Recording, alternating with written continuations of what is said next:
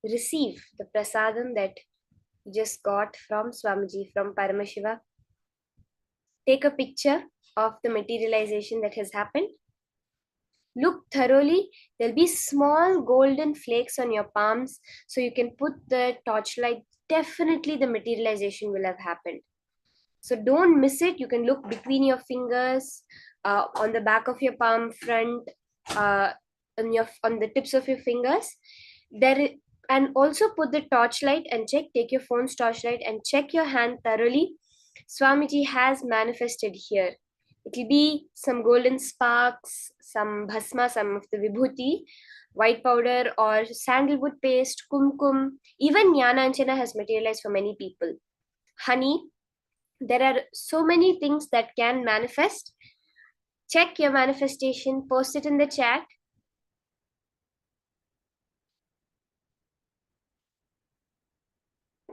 And take a picture and share how your manifestation has happened. How many of you have manifested? Can you post a quick message in the chat for all of those who have manifested this power?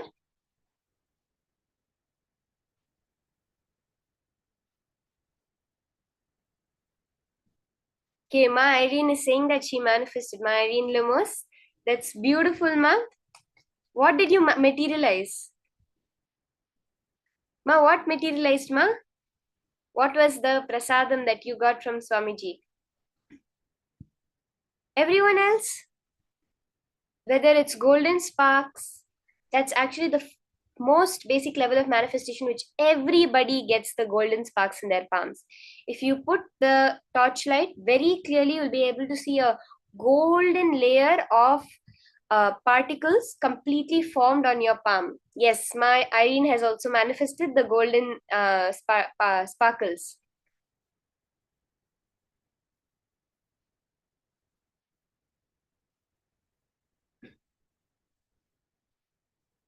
Now, we're going to enter into a very powerful session, probably the most interesting session that we're understanding. We just did materialization, but we're going to see how does dematerialization happen. What is this science of Navakhanda Yoga Samadhi? Let's now listen to this from Paramashiva, from Swamiji himself. Today I'll explain something very important. Navaganda Yoga Samadhi. Listen.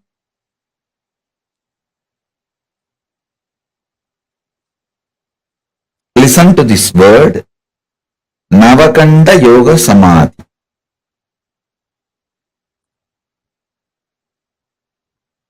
If you are familiar with Hinduism, especially the great enlightened masters, Siddhas, you would have heard this word Navaganda Yoga Samadhi. It means, see, there is a Siddha tradition in India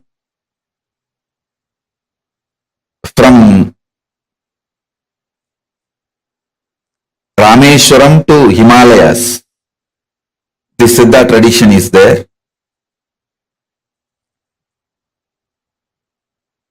If you read these stories, life story of these Siddhas, one thing you will find commonly in all their lives, people saw their body parts lying separated, like a hand separate, legs separate, head separate, in the night time, and got frightened. This incident you will see multiple times getting repeated in so many masters' lives. How many of you read any Siddha's life where you have heard this incident? Raise your hand. Navaganda Yoga Samadhi, it is called. The body may be in separate parts. Hands will be separate and legs will be separate. Head will be separate. Body will be separate. But morning it will all assemble, settle down, and they will come back. They will start doing all their activities. It is not just Shirdi Sai Baba. Thousands of Siddhas, I should say not just thousands, even lakhs, comfortably I can say lakhs.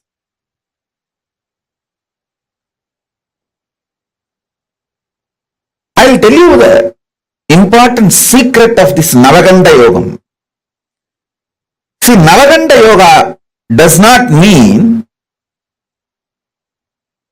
they cut their bodies. Listen carefully. Kanda means cut. Akanda means uncut.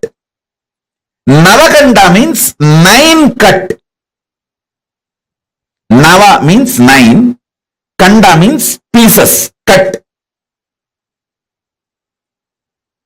If you actually make a 9 cut on the body, it will be 10 pieces.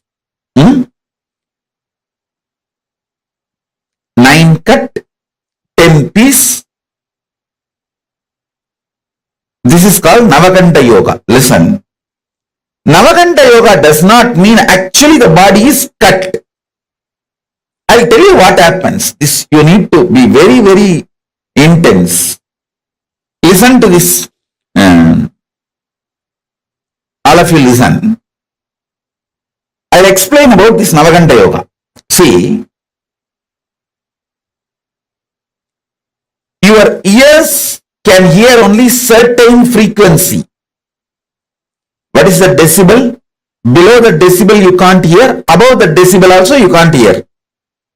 Same way, your eyes cannot see below certain frequency light and above certain frequency light. See, light waves below certain frequency your eyes cannot see. Above that certain frequency your eyes cannot see. How many of you understand this?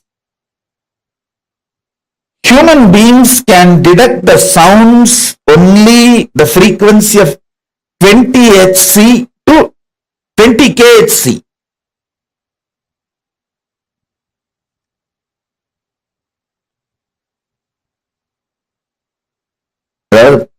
Only 20 kilohertz. 2 hertz to 20 kilohertz only human beings can see.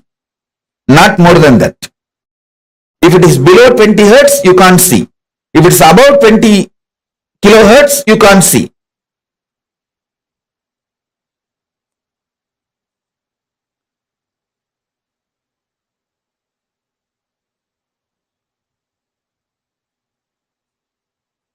I want all of you to understand this. Same way, only 400 nm to 700 nm eyes can see. Below 400 nm eyes cannot see. Above 700 nm eyes cannot see. Now all of you should know, when you intensely unclutch, first thing will happen, your body will get detoxed. Next thing, the body's light frequency will start increasing. So, it will start going above 700 nm. See, when the body goes above the 700 nm frequency, your eyes will not be able to see it. Your body has major chakras in the throat. Your body cannot see something below 400 nanometer. Your eyes cannot see anything which is below 400 nanometer. Same way, above 700 nanometer you can't see. when you go into the deep unclutching, your body goes above the 700 nanometer light frequency.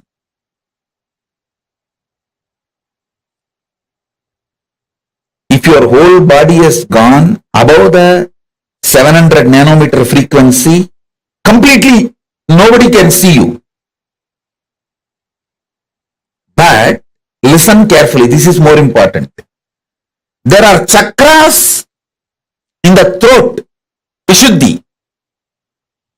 And the chakras in this part, see this knee as a chakra, this knee as a chakra. This Vishuddhi and this two chakra and on the leg, knees also, this both knees also are a chakra. Listen carefully. The chakra in the knees of the leg, 2. Chakra in the knees of the hand, 2. 4. Chakra in the shoulder, 6. Chakra in the throat, 7. And in this 7 chakra, listen carefully. I am not talking about the Mooladhara, Swadhisthana, Anahata, Vishuddhyanya. No. I am not talking those chakras. I am talking about the these are actually minor chakras. There are 7 major chakra in your body and 14 minor chakras. These are like chakras in the shoulder, elbow, both the knees. These are called minor chakras. These chakras will jump beyond the 700 nanometer quickly. But the remaining part of the body will take 3-4 hours to cross the 700 nanometer. Understand very carefully. These chakras, these chakras, they will cross the 700 nanometer within, I am giving you example, 1 hour of falling into Nirvikalpa Samadhi. But this part to cross 700 nanometer will take another 3 hours. That is the time when you see body will be seen as a 10 pieces. Because this part will not be seen. It is actually not cut. This part will not be seen and this part will not be seen and the neck will not be seen. Head will be seen. Body will be seen. Knee will not be seen, but the leg will be seen. How many of you are understanding what I am saying? This is what exactly is the Navakanta Yoga. Body is not cut to pieces. All of you understand, body is not actually cut to pieces. But these chakras, they cross 700 nanometer. But the body will not cross that 700 nanometer. So what happens? When you see, you will see the parts of the body. You will see the full hand, but not the knee. You will see this part, but not the shoulder. You will see the body and neck, head also will be seen, but not the neck. Neck will not be there. You will see the thighs, but knees will not be there. You will see the foreleg, but the knees will not be there. So in this way, body will be there as cut in 9 places, 10 piece. That is what is called Navakanta Yoga. Listen. This is precisely is called Navakanta Yoga. Body will not be cut, but in the Samadhi, body will not be seen. Shirdi Sai Baba did exactly this only. In the 3-4 hours, listen carefully. In the 3-4 hours, if people see them, they will get frightened and run away. They will get frightened and run away. Early morning, when the sunrise happens, early morning when sun rises, the whole body will come to normal frequency below 700 nanometer, which you will all be able to see. Listen carefully. You need to understand this Navaganda Yoga. Actually, at least we have 50 people who have seen me in Navaganda Yoga. In Thiruvannamalai and Erode, Tiruchengodu. After I started living the public organization life, I stopped it. Because people won't be, one thing in that Navaganda Yoga Samadhi, it is too high Samadhi. I will not be able to relate with all of you normally. That's one reason. Second, listen. This Navaganda Yoga Samadhi is nothing but leaving the body and going to Kailasa and coming back. My gurus taught me this Navaganda Yoga Samadhi in Thiruvannamalai and in Tiruchengodu. Both places, people have seen me in Navaganda Yoga Samadhi. After I started the public life, I think around 2003-04, I stopped practicing this Navaganda Yoga Samadhi. Because two reasons. One, people will be frightened. Second, in this Samadhi, I will not be able to relate to you all in a normal way. I will see your whole past. There cannot be normal relationship. Due to that, I stopped it. Now, because I am out of the human society, I have started doing and started downloading many things from Kailasa through this Navaganda Yoga Samadhi. Today, I am going to give you the glimpse of this Navaganda Yoga Samadhi and what I bring from Kailasa through this Navaganda Yoga Samadhi.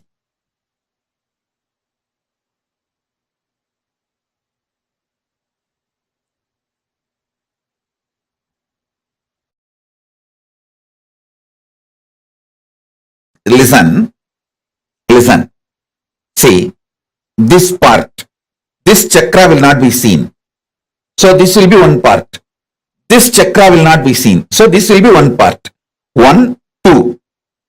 Then neck will not be seen. So head will be one part. 3.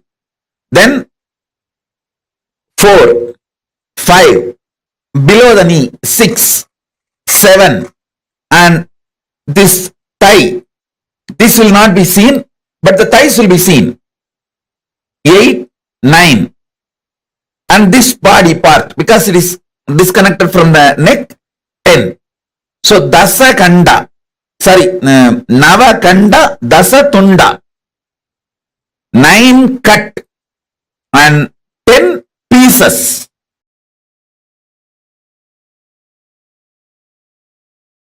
What is being played here is not music, it's a mantra. The great Siddhas, enlightened beings from whom this Navaganda Yoga Samadhi science is taken, their verses in native language, this is called Prakrita, senior to Tamil, senior to Sanskrit, there is a language called Prakrita. These verses are from that Prakrit. The masters who gave this Navaganda Yoga Samadhi to me, it is their verses. It's like a mantra. It's not music. So please sit with this vibration. These mantras will infuse unclutching into you and take you to the higher level.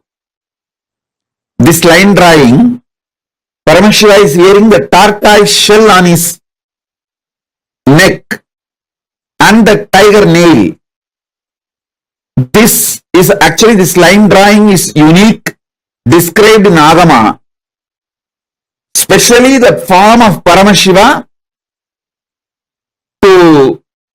You need to meditate on this form of Paramashiva to clear up all poisons and to learn the mantra to remove poisons.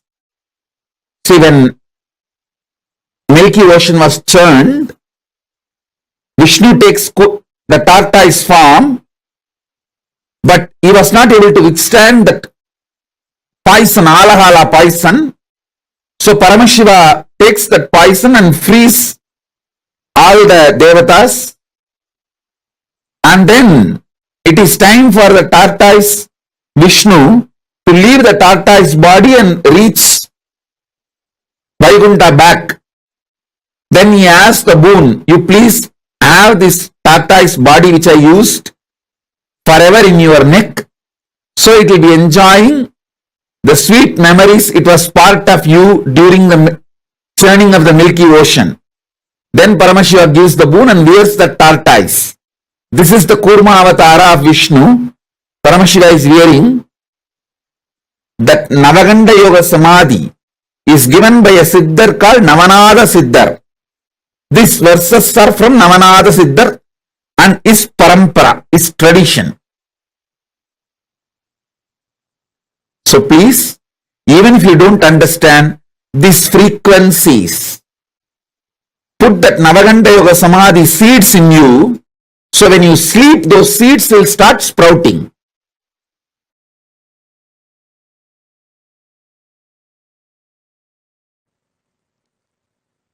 Will persistence is the only qualification you need for Navaganda Yoga Samadhi. Listen. Will persistence. Understand? I was just sitting and meditating. Why some people get only Nirvikalpa Samadhi? Why some people get Navaganda Yoga Samadhi? Because Navaganda Yoga Samadhi is higher than what you understand as Nirvikalpa Samadhi. See, Nirvikalpa Samadhi is highest Samadhi your consciousness can achieve. That is enough for enlightenment and to reach Kailasa, everything. But Navaganda Yoga Samadhi is something like that. Nirvikalpa Samadhi filling your whole body, even physical body. And the physical body entering into the consciousness of Nirvikalpa Samadhi and raising to the Mahakailasa's frequency with the body. So naturally,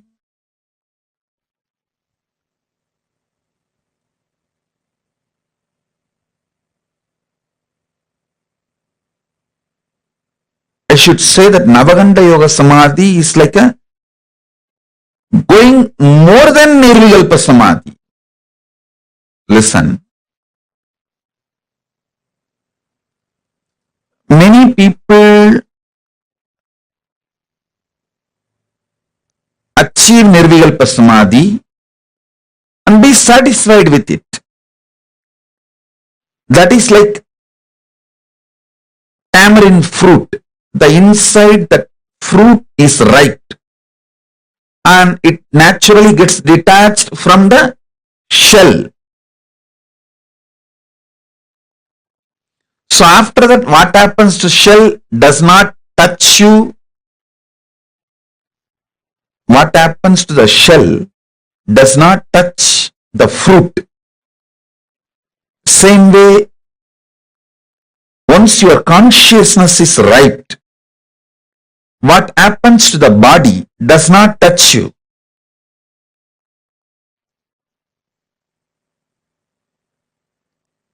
Many people come and tell me why great beings like Ramana Maharishi, Ramakrishna, Ram Surat Kumar all had cancer. Listen, they did not have cancer. They did not leave the body due to cancer.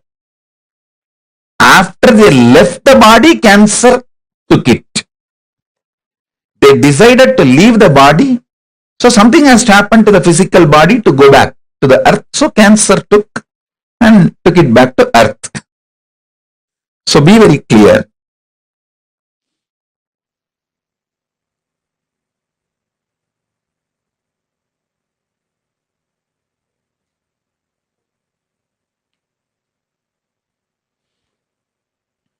Listen.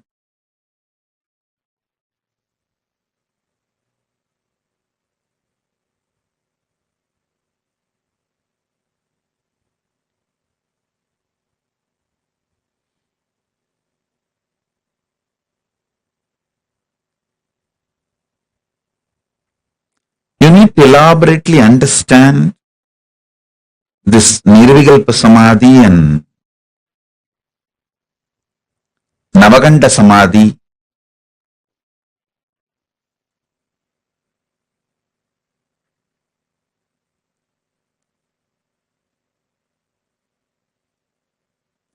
Nirvikalpa Samadhi is your consciousness ripening. Navaganda Samadhi is even your body, along with your consciousness, raising to the higher worlds, higher time zones, higher energy fields.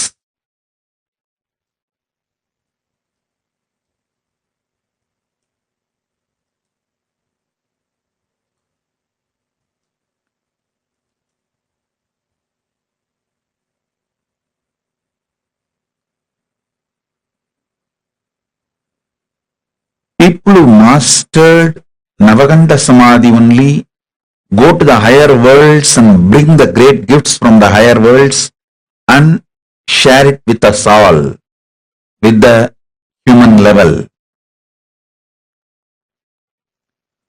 So Navaganda Samadhi is something furthering of Nirvikalpa Samadhi. Listen.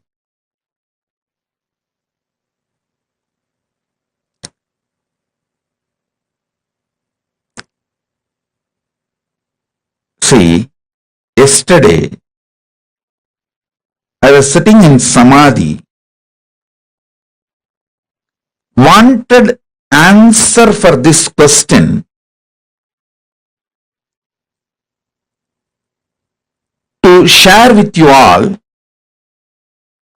why some people achieve only Nirvikalpa Samadhi, why some go up to Navaganda Yoga Samadhi.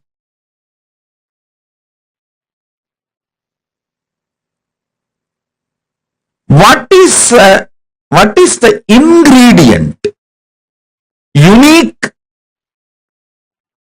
real principal ingredient for the alchemy of Navaganda Yoga Samadhi? Understand?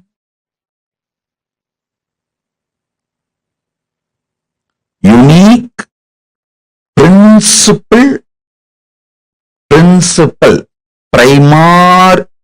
primordial, or I should say that true, right, source reason for someone to travel to Navaganda Samadhi. How Paramashiva decides to give Navaganda Samadhi to some people, why he gives Navaganda Samadhi to some people. I saw clearly, the Paramashiva revealed the reason clearly. It is sheer will persistence.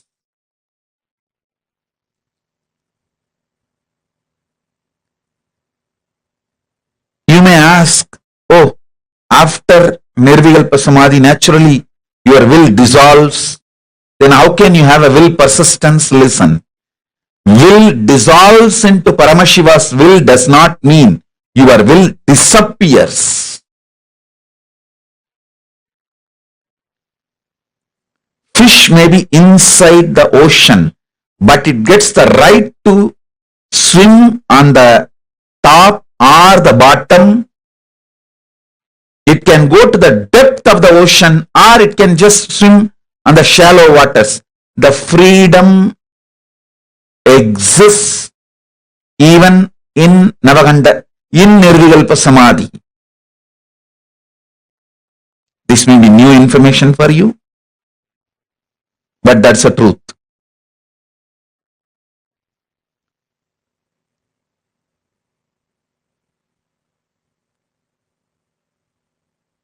Decision. Who moves towards Navaganda Samadhi is basically done by Paramashiva based on the will persistence of the individual.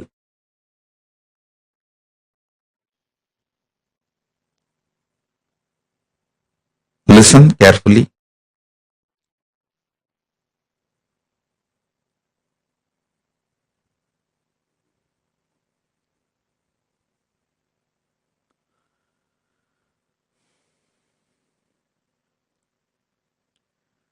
For any normal human being, Nirvikalpa Samadhi itself is enough. But if you want to be a teacher,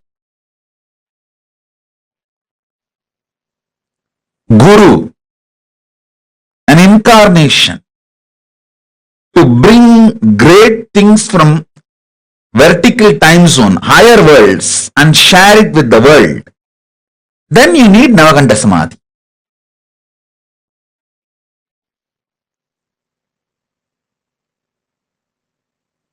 Then naturally you need Navaganda Samadhi.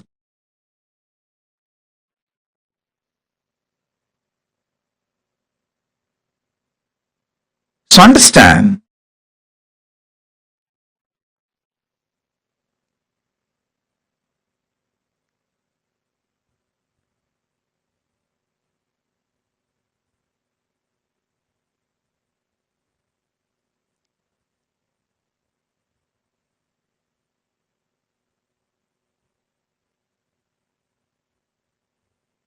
you may ask why masters like Vadalur Vallalar, Ramalinga Swami took the body. He just used the Navaganda Samadhi and made the Divya Sarira and left. He just took the body and left to the higher worlds, Kailasa. But masters like Ramana Maharshi, Ramakrishna left the body here and went. Please be very clear. Never ever compare these great beings with your pea brain or rat brain, peanut sized brain. No, don't do that mess. Maybe Ramana Maharshi thought leaving his body here in the planet Earth will continue to help millions of seekers. I tell you, just Ramana Maharshi's body alone is such a powerful Jnanagarbha. Such powerful Jnanagarbha. Unimaginable Jnanagarbha.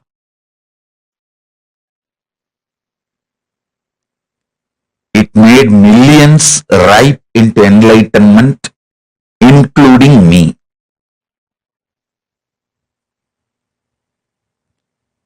If Ramana Maharshi has taken his body, like Vadalur Ramalinga Swami, surely it would have been a great loss.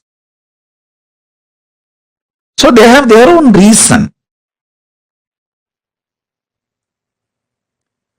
Same way Ramakrishna. Ramakrishna, by leaving his body and especially making it burnt, he gave the asti which is installed now in hundreds of places all over the world.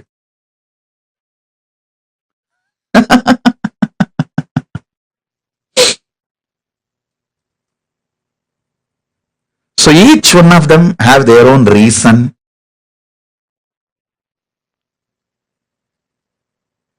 You understand now the science of Navaganda Samadhi.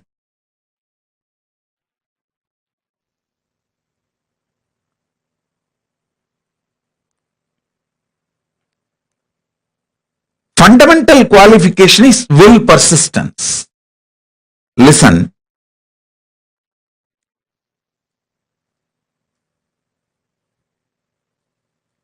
Shiva, Paramashiva tests only your will persistence. He doesn't see any other qualification. You can't earn these great samadhis by your own qualification. He only sees, if I give, will this guy be able to receive and live it? That's all he sees. He doesn't see any other quality.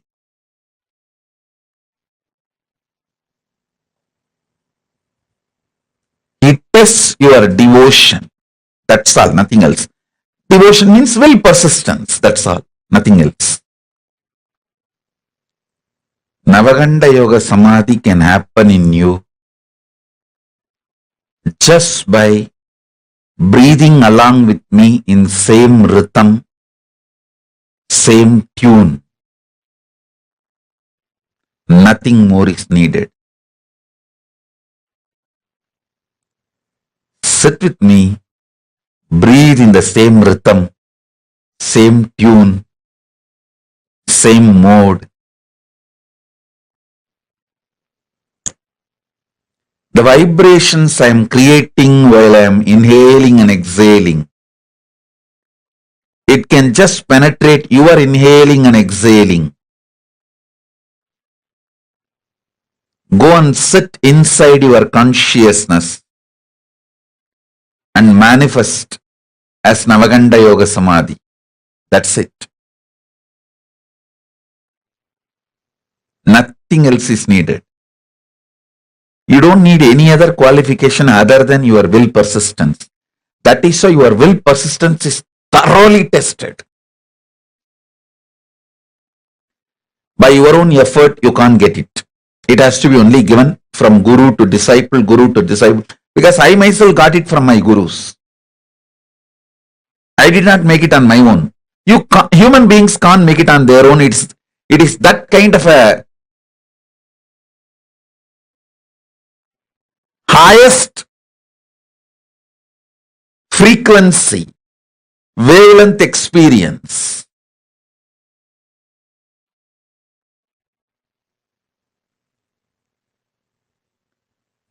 It can only be given from the higher dimensions. Means from guru to disciple, you can never make it on your own.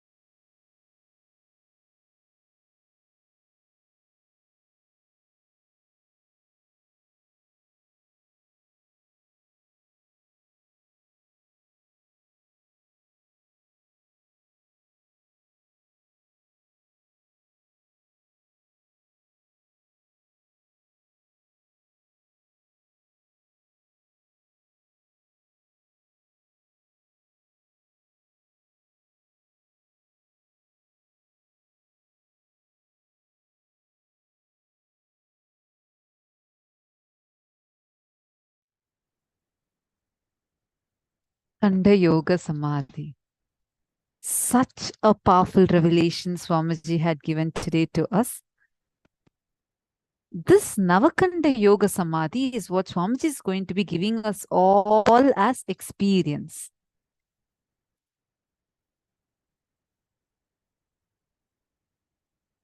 I see many of you who had materialized in the previous round, whether it is a sparkles, I think Machingo materialized some Basma. Very, very, very nice. Congratulations to all those who had the materialization power. Great. We learned about what Navakanda Yoga Samadhi is. Can I request all of you to type exactly what you understood as Navakanda Yoga Samadhi? What is that science? Like how explain the visible range of light and about the minor chakras, the whole thing. Can I request everyone to type just an essence of what you have understood? Type it elaborately and post it. This will help you to understand. See, this is not a very commonly known science. People do tapas for years together. And even if they do tapas, it's only when the guru decides to give it to the disciple, they can get it. So, and it's not a common knowledge at all. I request all the participants, type whatever you have understood so far as Navakanda Yoga Samadhi and post it in the chat.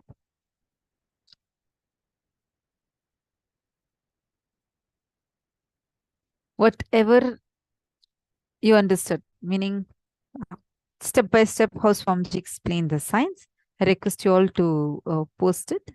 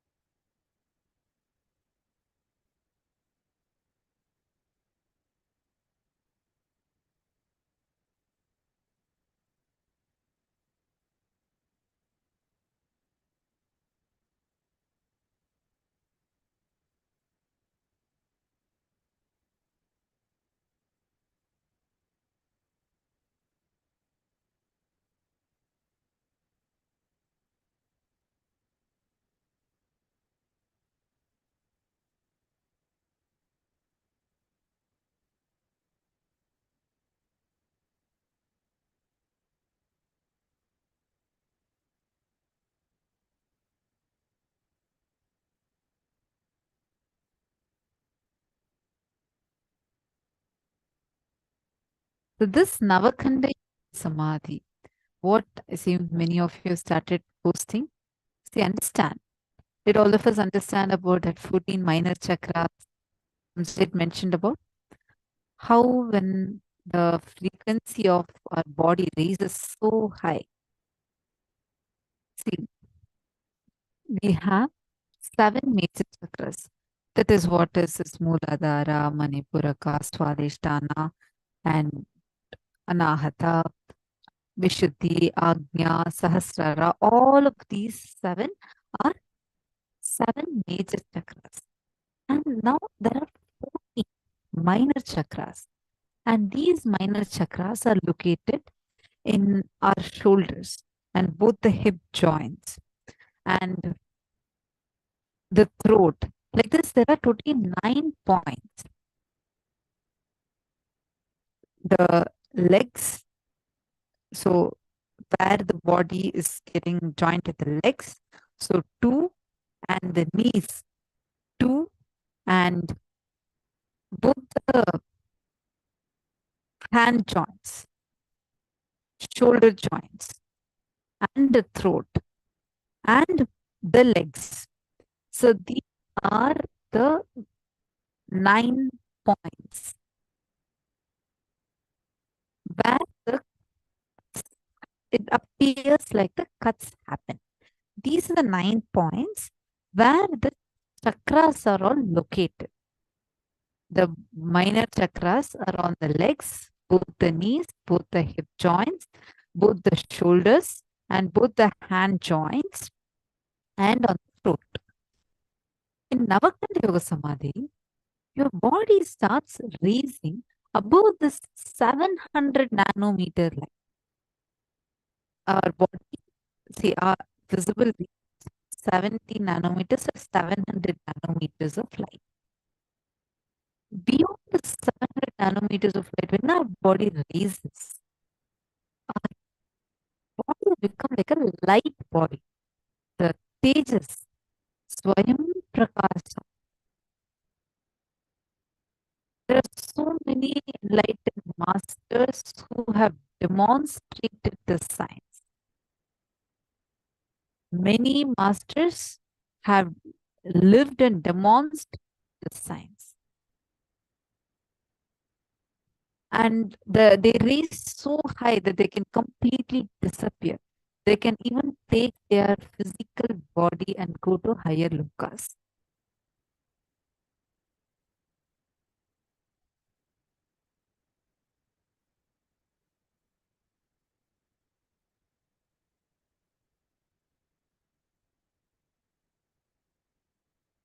All of us understanding this. So now that is all of us are learning about Navakanda Yoga.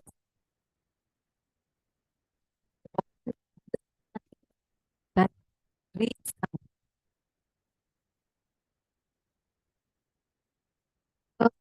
9 points. Nithyananda, are all of you able to see and hear me?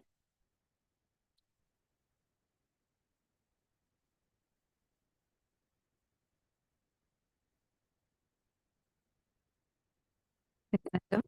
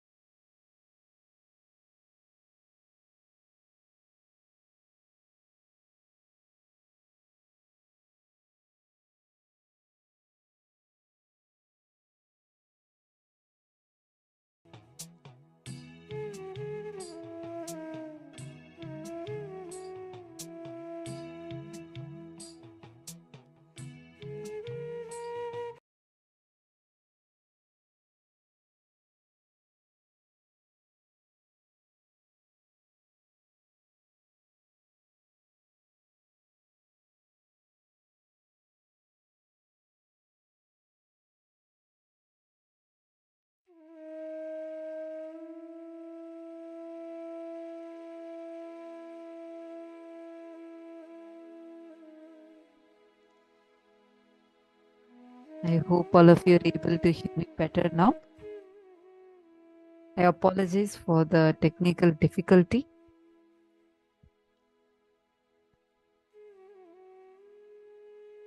Now, what is the unique, real, principal ingredient for the alchemy of Navakanda Yoga Samadhi?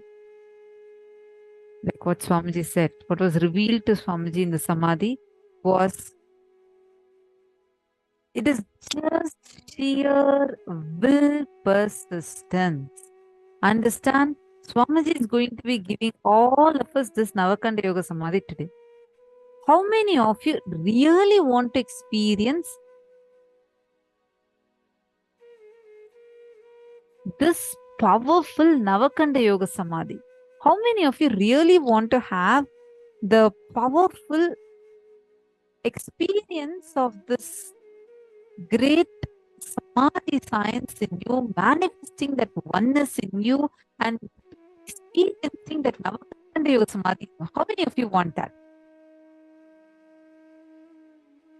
Understand, decide to have will persistence. See, for a normal human being, even if we achieve the Nirvikalpa Samadhi, it is that ultimate unclutched state, itself is enough. But if you want to be a teacher, a guru, an incarnation, to bring things from vertical world to the higher worlds and share the science of the world, then you need Navakanda Yoga. This is the key qualification needed is further will persistence.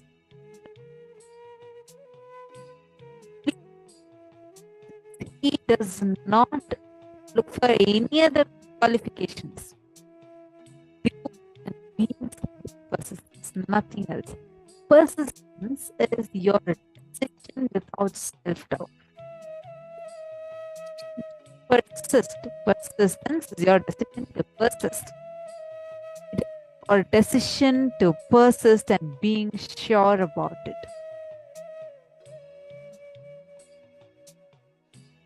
Willpower. When you use just your will, you're not sure about you.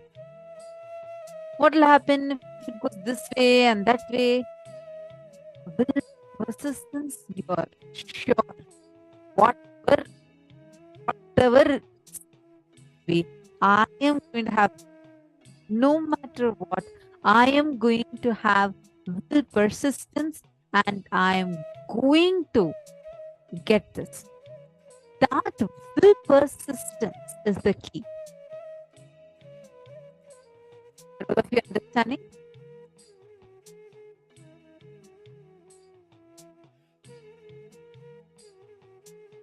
Now, take a few minutes.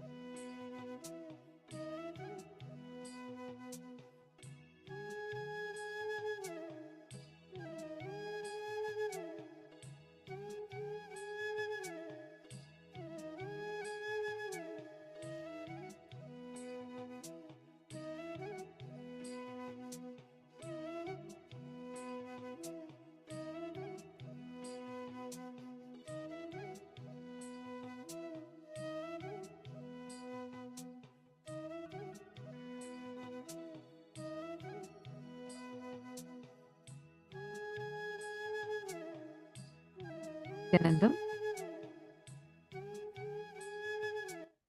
Hope you are able to hear me now. It looks like there's an internet issue. I think now it should be better. Sorry for the broken sound. Nityanandam. Yes. Understand the will persistence, just the decision of will persistence is powerful. Whether it is power manifestation or anything, it is just that will persistence that is needed.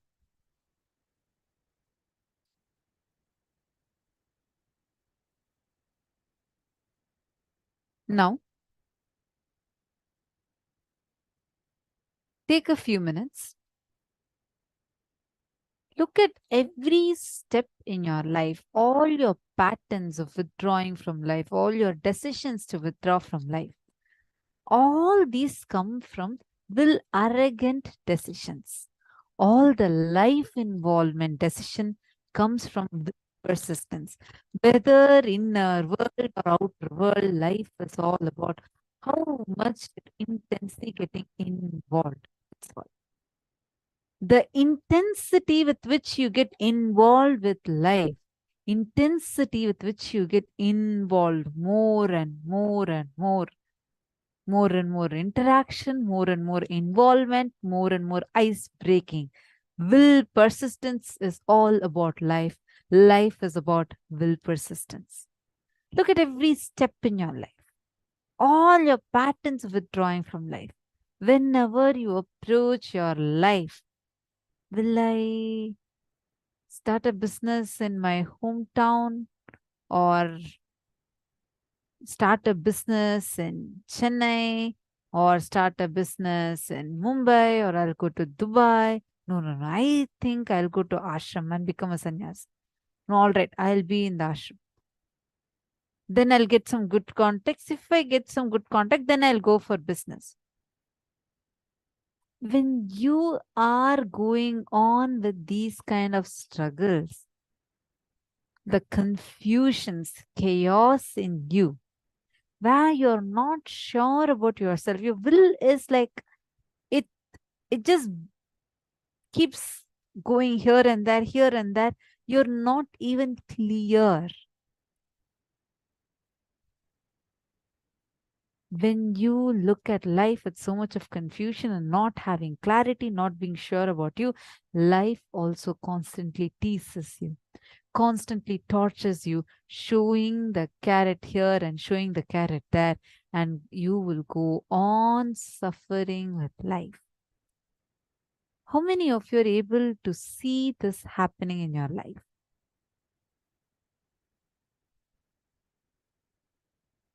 Hello, Nithyanandam. Are all of you able to hear me?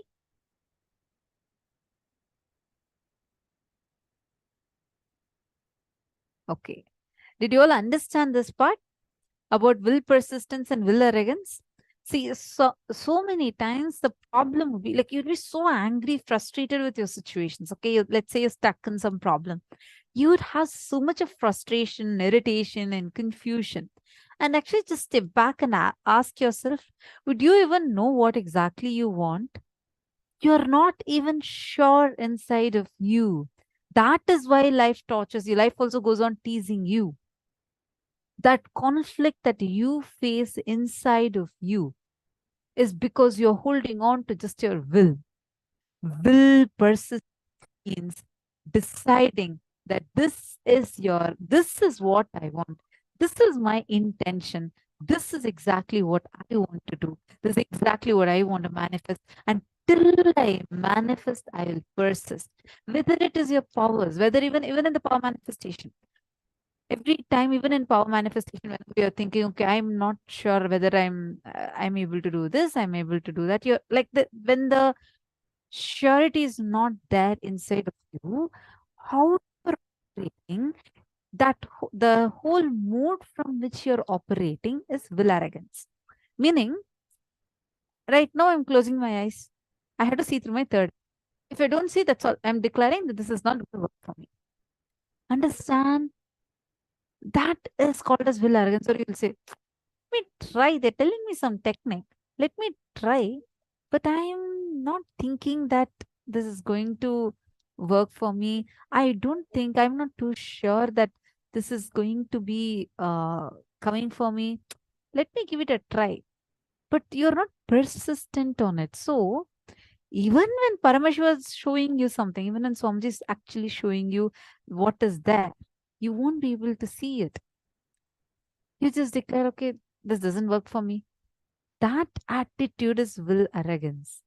The moment you decide, Swamiji has initiated me, I know Swamiji will manifest through me. No matter what, when Swamiji has initiated me, I know Swamiji is going to be manifesting through me. I know Swamiji is now going to manifest this power through me. Even if I'm not getting the answer right away, I am going to still persist. I will manifest. That will persistence is devotion. Devotion is will persistence. That's why Swamiji is telling, even in the video when we were listening. What did Swamiji say? Paramashiva tested only one quality in you. How many of you have heard some stories from the Puranas of all the 9 Mars and Alvars, like the great devotees of Paramashiva? And you would always see that they all go through this most difficult test. And somehow, with the feeling connection with Paramashiva, they will become successful in that test that they are facing. How many of you have seen, so many of you have heard these stories or watched in a movie? I mean, Swamiji has revealed so many great stories from our Puranas.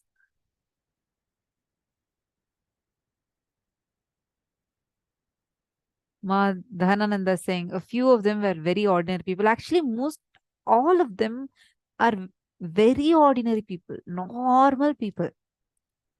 But their will persistence, if you see in every situation, Paramashiva will only test their will persistence.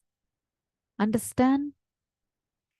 Only when Paramashiva knows that you have become qualified with your will persistence, he'll even test that will persistence.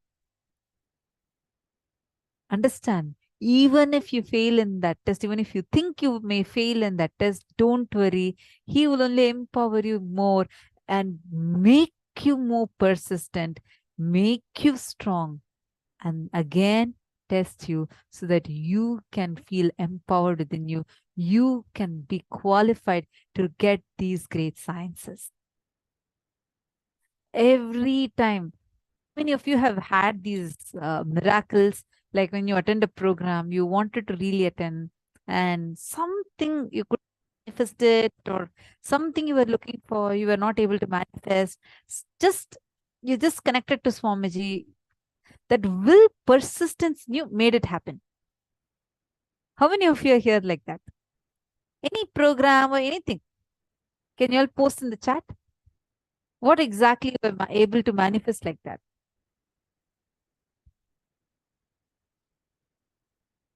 Ma Priyesha saying, yes, I have seen that in my life, Ma. That example. Absolutely. Actually, if all of us see in various levels, Swamiji would have done this Leela in our lives. Just look at your own life. Even it would have been a simple thing, small thing. See, you know why? This is my thing. I'll feel Parameshwar is doing this whole thing. Swamiji does this whole Leela in our lives just to show us that, hey, no matter what, I'm really there.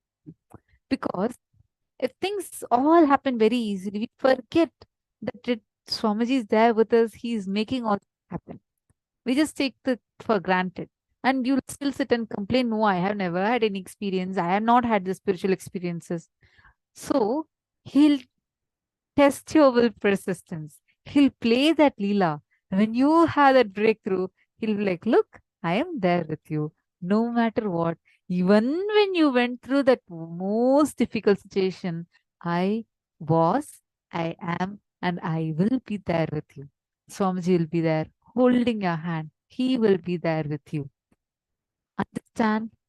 Just even if you cognize this, the will persistence in you, and nothing can shake you. Nothing. He understand, even that test, he's not testing you. Don't mistake. He is not testing you. He is only testing the will persistence in you. Understand? Even if you think you failed that test, you're only, it's like he's holding you in his hand. Even if you think you failed that test, you'll only fall on his lap. Again, he'll pick you up. Again, he'll empower you. Again, he'll make you qualified.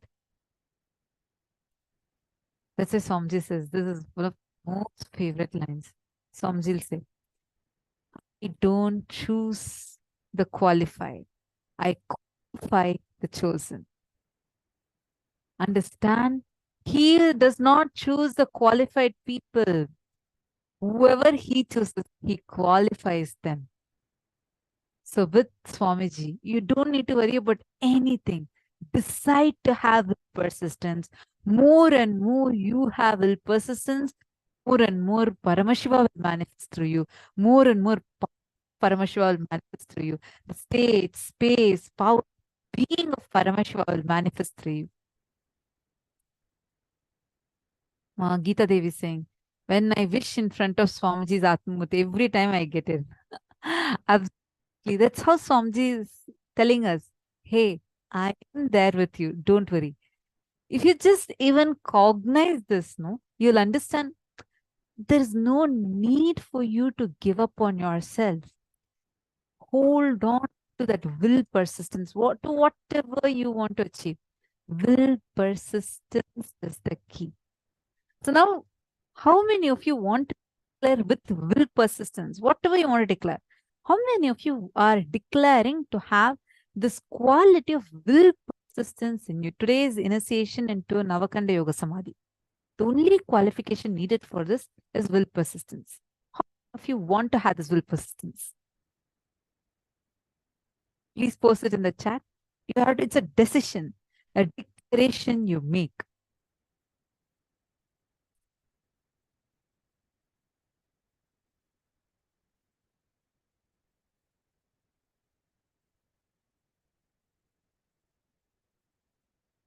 Beautiful.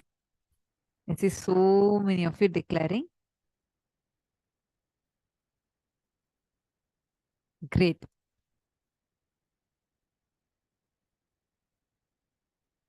Ma Jnanapradata is asking, this can bring both your soul and body to the highest frequency. That is absolutely right. Your consciousness, your body, everything together is the highest frequency, where with your decision, you will be able to travel to the lokas. You understand, Ma?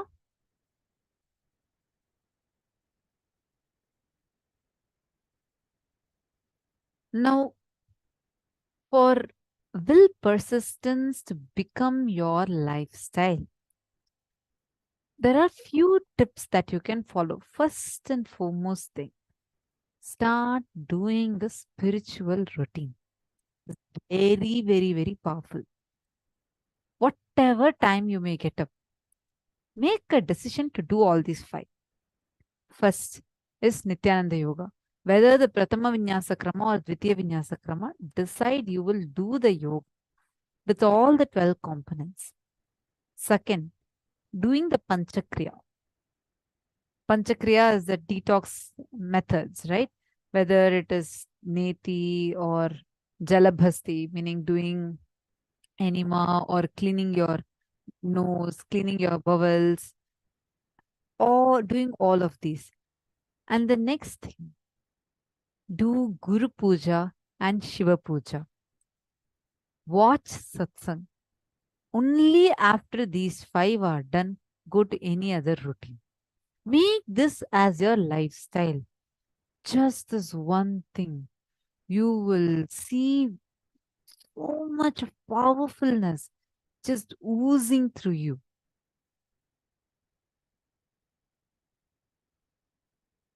from Swamiji's autobiography. Swamiji has revealed, I have stopped eating, I have missed sleeping, missed drinking water, even missed breathing whenever Swamiji is in Samadhi. But I have never missed Nitya Puja. Nitya Puja is that important in life. So far, Swamiji has initiated and inspired over 10 million devotees to do Nitya Puja. And this Nitya Puja is too important for all of us to do.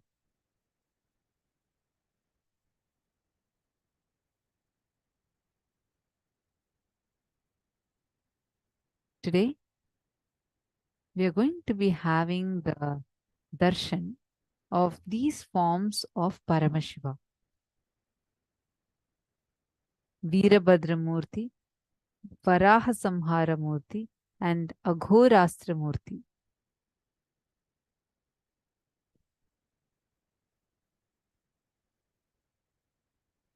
And Swamiji is going to be gracing all of us through these Samhara Murti manifestations of Paramashiva and all the incompletions, powerlessness, patterns that each of us are struggling with through these ferocious forms of Paramashiva. Swamiji will just burn all those patterns in us and bless us all with intense will persistence. Now, with the same will persistence, are all of us ready? Shall we all enter into power manifestation session?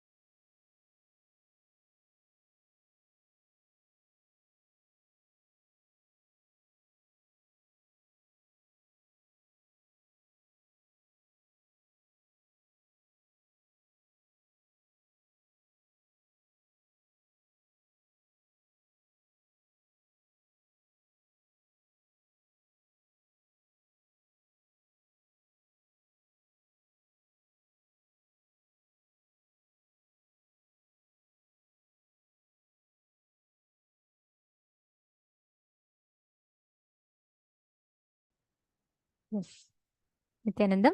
So let us all now enter into the power manifestation. See, Swamiji tells, whenever you unclutch, right, you start manifesting that experience of higher consciousness. So every moment, whenever you are in the space of unclutching, understand you are directly lifting yourself up to the space of oneness, being able to raise yourself to the highest frequency. Every one of you that are sitting here now, can I request all of you to settle down in front of the camera? Please, can I request everyone to settle down?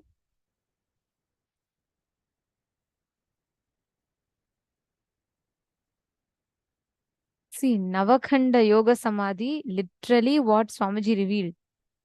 Navakhanda Dasatunda means the 9 cuts, 10 pieces. Of course, like Swamiji explained, it's not literally the cuts, but appears to be like cuts. For us to manifest such high frequency of powers,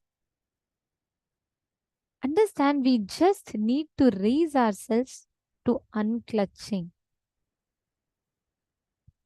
That is the key. Unclutching is the key. Because it is with unclutching that all of us, every one of us, are able to manifest the powers, the higher frequencies of the cosmos, everything by unclutching. So whenever we are in the space of unclutching, we can manifest the powers. And you just need to tune yourself to that.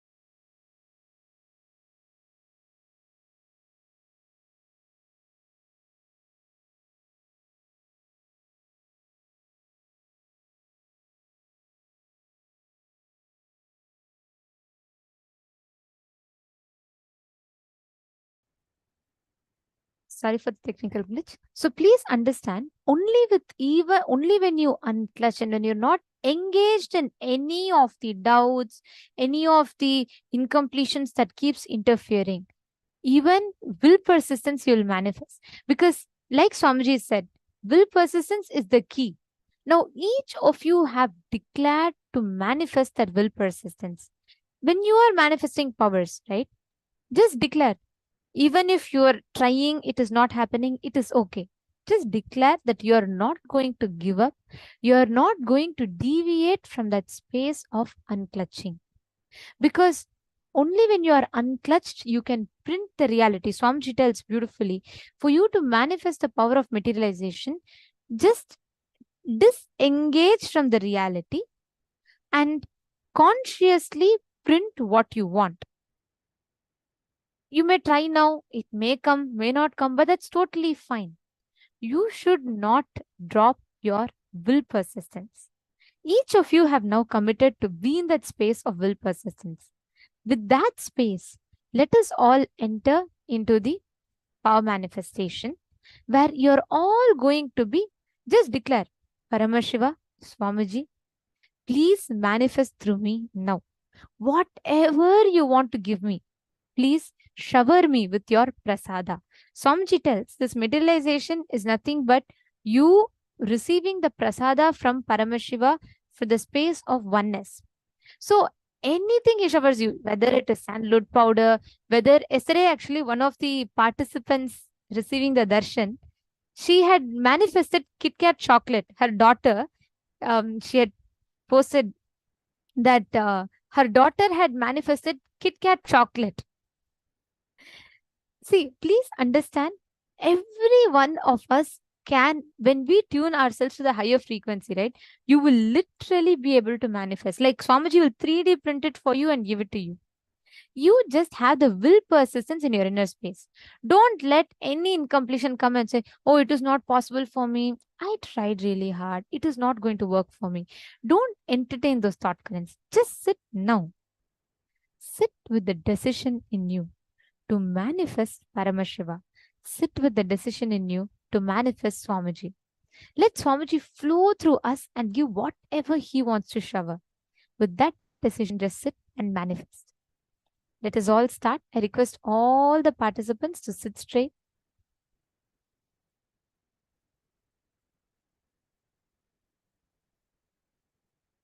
Please sit straight with your head, neck, and spine in a straight line.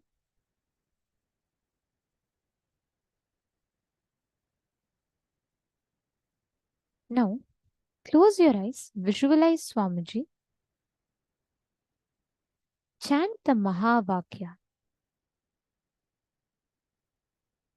Continuously chant the Mahavakya.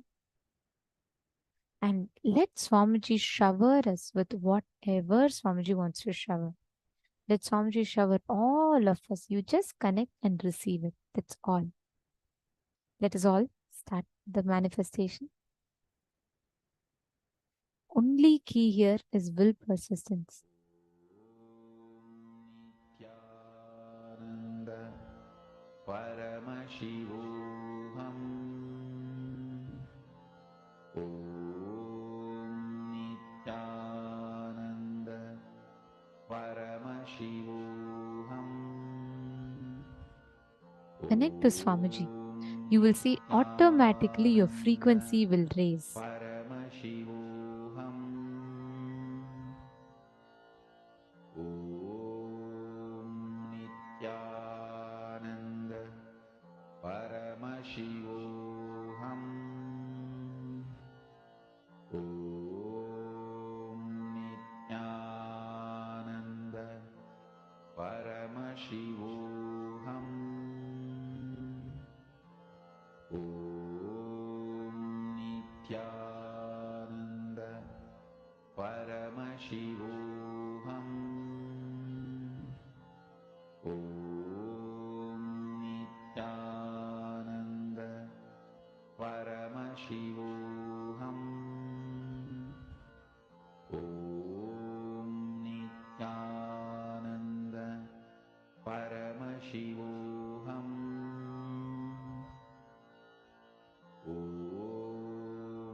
Nithyananda Paramashivoham. Om Nithyananda Paramashivoham. Om Nithyananda Paramashivoham. Om Nithyananda Paramashivoham. Om Nithyananda Paramashivoham. Om Nithyananda Paramashivoham. Om Nithyananda Paramashivoham. Om